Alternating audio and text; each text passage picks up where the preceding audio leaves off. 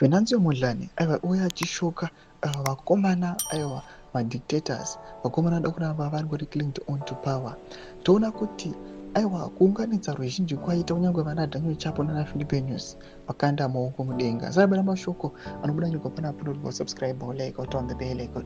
Nyika yose yakaona mavideos vachiona kuti aiwa Venancio Mondlane aiwa anyatsodwa nevanhu. Panapa anobuda nyika muchinzi addressing his supporters prior to the arrival.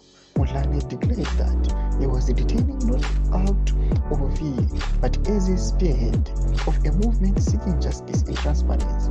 His speech resonated with the many who accuse the government of orchestrating violence and manipulating the election process.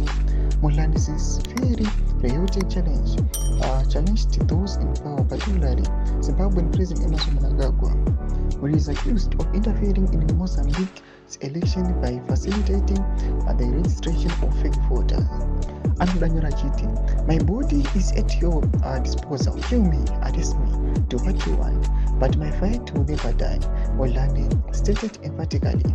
He further called on Mozambicans to meet him at the airport as a sign of solidarity, urging them to wear black or white to honor the memory of hundreds of protesters who have died in the recent months.